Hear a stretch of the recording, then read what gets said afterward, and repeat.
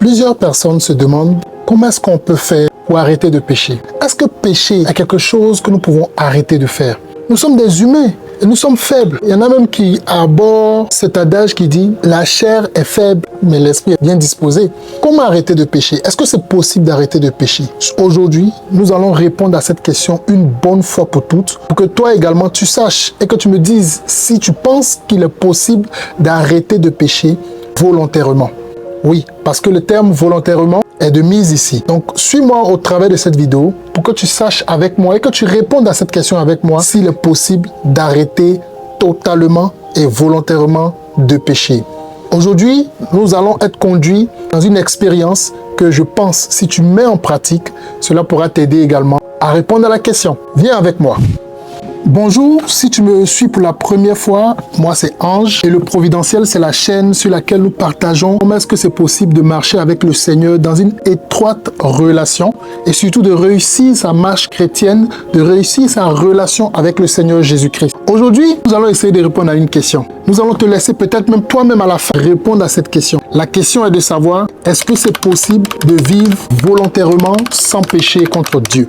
Nous sommes parvenus, après une petite expérience, de répondre plus ou moins à cette question. Et nous voulons savoir ce que toi tu en penses également. Aujourd'hui, on ne va pas faire beaucoup d'explications. Une des choses que je veux t'amener à comprendre, c'est cette expérience que voici. Ici, je tiens une bouteille d'eau. Cette bouteille d'eau correspond à la Bible. Et ici, nous avons un verre rempli de colorants. Celui-ci, il représente le cœur de l'homme, rempli de ses désirs, rempli de sa volonté, rempli du péché, rempli de toutes ces choses-là qui ne glorifient pas Dieu. Toutes ces choses-là sont là, la Bible et le cœur de l'homme. N'est-ce pas que dans la Bible, il est écrit que c'est dans le cœur de l'homme que se trouvent tous les péchés, tous ses désirs. C'est du cœur de l'homme que vient le péché de l'homme. Le voici, le cœur de l'homme. Une des choses que nous sommes parvenus à comprendre, c'est que... Oups!